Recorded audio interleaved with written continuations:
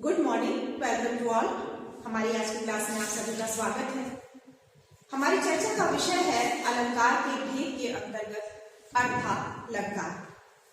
पिछली कक्षा में हमने चर्चा की कि काव्य की शोभा बढ़ाने वाले काव्य तत्वों को हम अलंकार कहते हैं। जिस प्रकार मनुष्य की शोभा बढ़ाने के लिए आभूषणों का प्रयोग किया जाता है अथवा मनुष्य अपनी सौंदर्य वृद्धि के लिए आभूषणों का प्रयोग करता है, उसी प्रकार कविता के श्रृंगार के लिए काव्य शास्त्र में अलंकारों का प्रयोग किया जाता है। काव्य के अलंकारों के भेद के अंतर्गत आपने शब्दालंकार और अर्थालंकार के दो मुख्य भेद उपमा अलंकार और रूपक अलंकार का परिचय प्राप्त किया। आज हम अर्थालंकार के अंतर्गत उत्प्रेक्षा अलंकार और अतिशयोक्ति अलंकार का वर्णन करेंगे और इसके विषय में परिचर्चा करेंगे।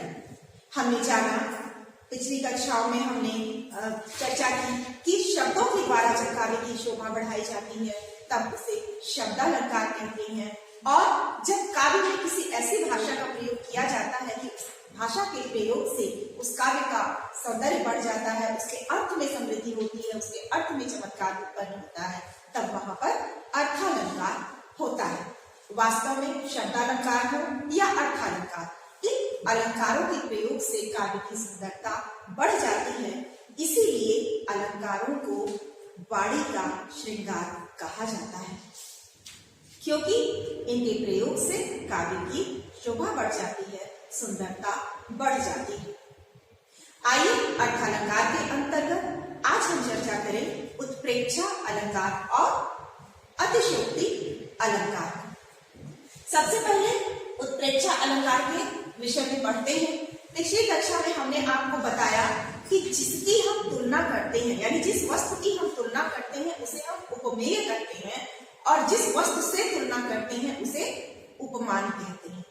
इसके साथ ही साथ कुछ वाचक शब्दों का प्रयोग होता है जिनके प्रयोग से उस अलंकार का पता चलता है कि यह कौन सा अलंकार है, या उस अलंकार को पहचानने में हमें सहायता मिलती है। जैसे हमने उपमा अलंकार में पढ़ा, सा, सी, से और सरिस इत्यादि शब्द जिनके प्रयोग से दो वस्तुओं की तुलना की जाती है या उपमा दी जाती है। उपमा दिया जाना यानी समानता प्रकट करना। तो जब उपमा दी जाती है सा, सी, से का प्रयोग करके या सरिस का प्रयोग करके, तब वहां पर उपमा अलंकार होता है। तो ये जो शब्द है सा, सी, से, सरिस इत्यादि समता प्रकट करने वाले शब्द, इनको क्या कहा जाता है? उपमा अलंकार का वाचक शब्द या बोधक शब्द कहा जाता है, जिनसे हमें बोध होता है कि ये उपमा अलंकार है। इसी प्रकार उत्प्रेक्षा अलंकार में भी कुछ वाचक शब्दों का प्रयोग होता है जिससे हम जान पाएंगे कि यह उत्प्रेक्षा अलंकार है। लेकिन सबसे पहले यह जानते हैं कि उत्प्रेक्षा अलंकार की विशेषता क्या है। उत्प्रेक्षा अलंकार में उपमेय में उपमान की संभावना या कल्पना की जाती है, यानी ना तो तुलना की जाती है और ना तो उसे उपमेय को उपमान के रूप में दिखाया जाता है, जैसा कि रूपक अलंकार में था। उसमें तुलना नहीं की गई थी, बल्कि उपमेय में ही उपमान को मान लिया गया था, उसी रूप में उसको प्रकट किया गया था, इसलिए वहां पर रूपक अलंकार था। जबकि उत्प्रेक्षा अलंकार में क्या है कि हम उपमेय की तुलना नहीं करते, बल्कि जिस उपमान के साथ उसको हम जोड़कर प्रयोग करते हैं उसकी संभावना कर लेते हैं। आइए उदाहरणों के द्वारा उसको समझने का प्रयास करते हैं कि संभावना या कल्पना करना क्या है। कि उपमेय की जो हम कल्पना करते हैं, तुलना करते हैं, वह उपमान के लिए हम स्पष्ट रूप से नहीं कहते कि यह इसके जैसा है। हम क्या कहते हैं? इसके जैसा हो सकता है या इसके जैसा लग रहा है। हम संभावना प्रकट करते हैं या अपनी कल्पना कर लेते हैं। पहला उदाहरण देखते हैं। ले चला मैं तुझे कनक, जो भिक्षुक लेकर स्वर्ण जनक। मैं तुझे लेकर कनक कैसे चला? जिस प्रकार से एक भिक्षुक स्वर्ण को यानी सोने को लेकर झटक कर यानी जैसे किसी भिक्षुक को जिसको एक थोड़े से भिक्षा की आशा हो और हम उसको एक स्वर्ण दे दे, तो वह उसे तत्परता के साथ झटक कर लेकर चला जाता है। ठीक उसी प्रकार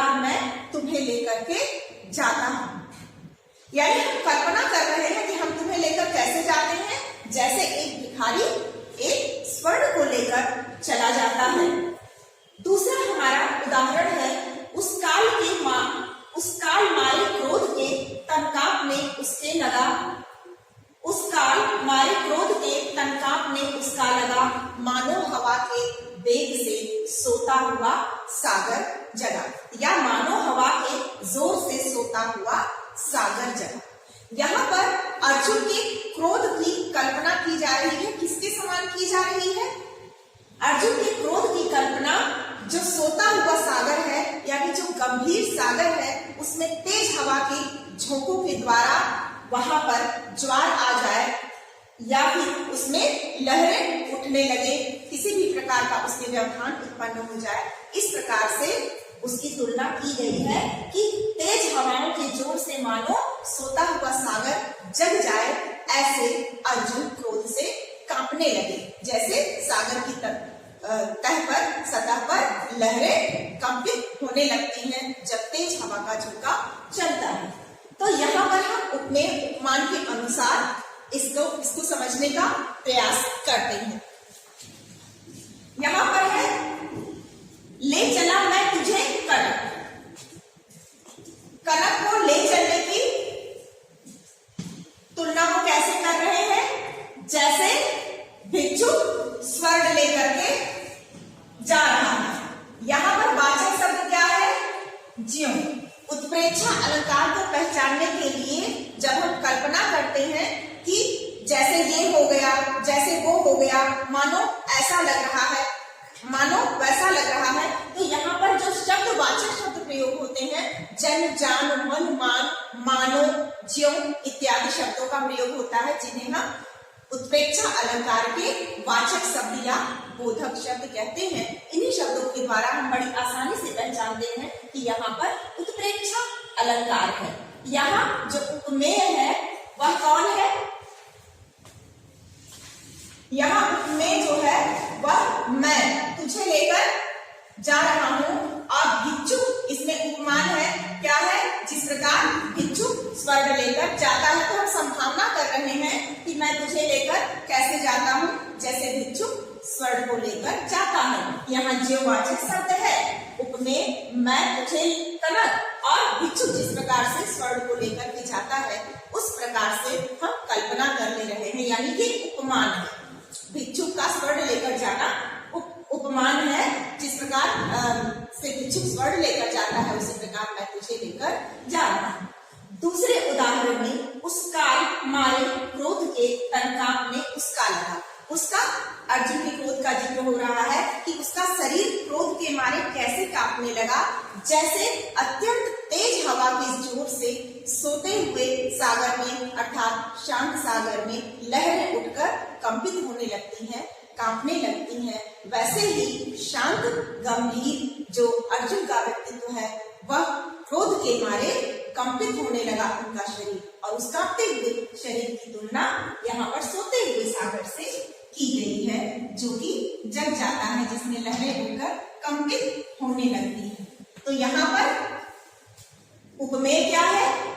अर्जुन का क्रोध है, और सोता हुआ सागर जो है, जिसमें लहरें उठ जाती हैं, कंपित होने लगती हैं, यह उपमान है।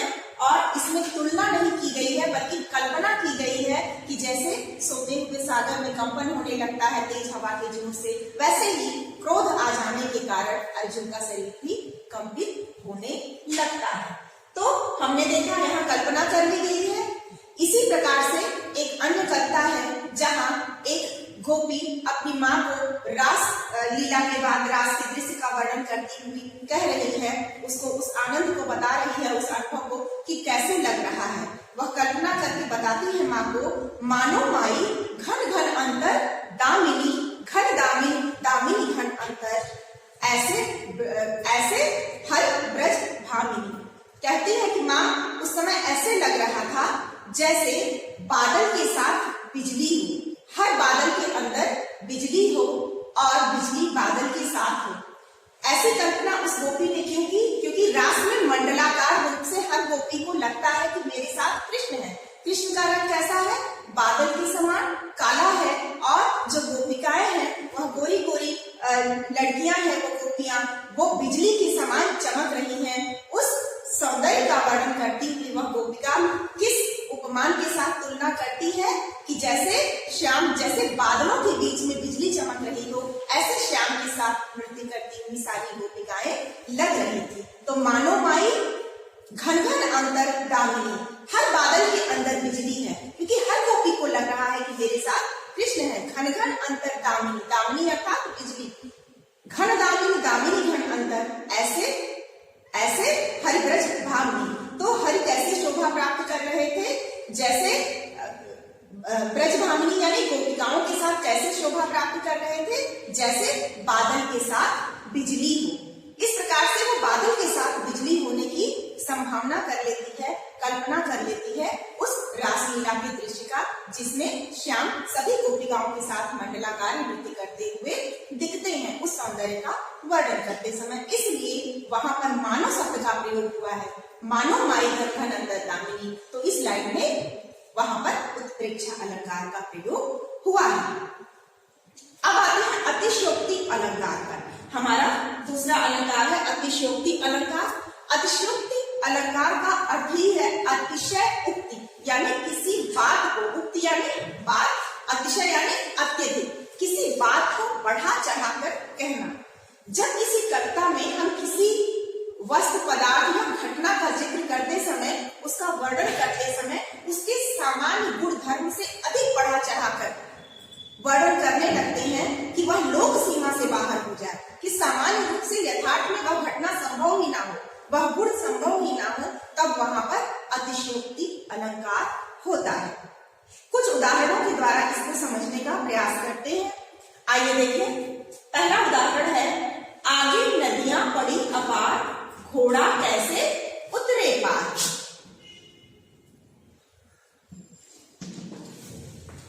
आगे नदियां पड़ी अपार, घोड़ा कैसे उतरे पार, राणा ने सोचा इस पार, तब तक चेतक था उस पार। महाराणा प्रताप के घोड़े, जिसका नाम चेतक था, उसकी वीरता का वर्णन करते हुए यहाँ अतिशयोक्ति अलंकार का प्रयोग कर लिया गया है, क्योंकि किसी की सोच से पहले ही घटना का प्रदर्शित हो जाना संभव नहीं है यथार्थ में।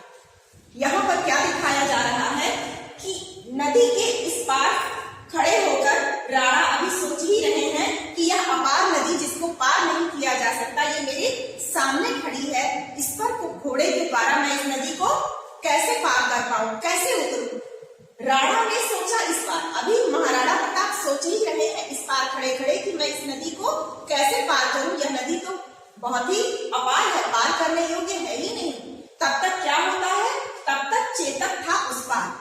अभी राणा इधर सोच ही रहे थे कि उनकी सोच के साथ साथ चेतक उस पार चला गया। क्या ऐसा संभव है कि अभी जो घुड़सवार है वो अभी सोच रहा है कि मैं घोड़े को कैसे पार करूं और घोड़ा पार हो जाए, बिना स्वामी के आदेश से वह भी उस स्थान पर जहां पर पार करना असंभव सा लग रहा है।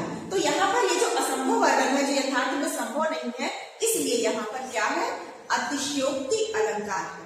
अर्थात जब कहीं पर कविता में हम किसी के गुण धर्म का वर्णन करते समय लोक सीमा से अधिक बढ़ चढ़ के बात कहते हैं, जो कि यथार्थ में संभव नहीं है, तब वहां पर अतिशयोक्ति अलंकार होता है। दूसरा उदाहरण लेते हैं, हनुमान की पूंछ में लगन नपाई आग। हनुमान जी की पूंछ में, रामायण की घटना का यहाँ पर वर्णन करते हुए बताया जा रहा है, जैसा कि वर्णन है कि हनुमान जी की पूंछ में जब कपड़े बांधकर और उसमें आग लगा देने की सजा रावण के द्वारा हुई और जनता ने जब आग लगाने की कोशिश की, तब हनुमान जी ने उस आग लगी पूंछ से लंका को जला दिया। उस घटना का वर्णन यहाँ अतिशयोक्ति अलंकार के द्वारा कैसे किया जा रहा है कि हनुमान की पूंछ में लगन न पाई आग। अभी उनमें आग लग भी नहीं पाई थी ठीक से, तब तक क्या हो गया, लंका सिगरी जल गई, भय गए निशाचर भाग। अभी आग ठीक से लगी भी नहीं थी कि उस आग लगते लगते क्या हो गया, पूरी सिगरी लंका यानी संपूर्ण लंका क्या हुई, जल गई और सारे निशाचर अर्थात जितने वहां के राक्षस थे, निशाचर थे, वे सब भाग गए। क्या यथार्थ में संभव है कि आग लगने से पहले ही लंका जैसी नगरी ध्वस्त हो जाए और सारे निशाचर, उसके सारे नागरिक भाग जाए? तो यहाँ पर भी कैसा वर्णन है, अतिशयोक्ति वर्णन है, लोक सीमा से बाहर का वर्णन है। आग लगने से पहले ही शहर नष्ट हो जाए, पूरा देश नष्ट हो जाए, ऐसा संभव नहीं है। इसलिए इस असंभव वर्णन के कारण, इस लोक मर्यादा से बाहर अत्यंत बढ़ा चढ़ाकर हुए वर्णन के कारण यहाँ पर क्या है, अतिशयोक्ति अलंकार है। यहाँ दोनों ही तरफ कविताओं में आपने देखा कि कविता को इस प्रकार से लिखा गया है, ऐसी भाषा में लिखा गया है कि उसका एक विशेष अर्थ प्रकट हो रहा है अलग अलग प्रकार से। इसलिए रूपक अलंकार और उपमा अलंकार के बाद आपका उत्प्रेक्षा अलंकार और अतिशयोक्ति अलंकार भी अर्थालंकार के अंतर्गत आता है, क्योंकि इन कविताओं में भाषा का ऐसा प्रयोग है जिससे उनके अर्थ के सौंदर्य में वृद्धि होती है और उनका अर्थ अलग रूप में प्रकट होकर हमारे सामने आता है, सुंदर होकर आता है और अनेक प्रकार के चमत्कार भी उत्पन्न होता है। क्योंकि जैसा कि हमने अतिशयोक्ति अलंकार में पढ़ा कि ऐसा वर्णन सुनकर हमारे मन के भाव तुरंत बदल जाते हैं, मन में विचार आता है कि ऐसा संभव है, नहीं, यह संभव नहीं है। तो इस प्रकार जो अर्थ का सृजन होता है, एक चमत्कार उत्पन्न कर देता है ऐसी भाषा का प्रयोग। इसलिए ऐसी भाषा के प्रयोग से जो अर्थ के सौंदर्य में चमत्कार उत्पन्न होता है वो यहाँ पर अर्थालंकार का सृजन करता है। आशा है आपको शब्दालंकार के बाद अर्थालंकार के ये सभी भेद, उपमालंकार, रूपक अलंकार और उत्प्रेक्षा और अतिशयोक्ति अलंकार, ये सारे अलंकार ठीक प्रकार से समझ में आ गए होंगे। अगर आपको कहीं से कोई समस्या है, कुछ नहीं समझ में आ रहा है, तो आप हमसे कांटेक्ट कर सकते हैं। परीक्षाओं की तैयारी करें, कहीं से भी कोई समस्या होने पर शिक्षकों से संपर्क करें। आज की कक्षा यही समाप्त।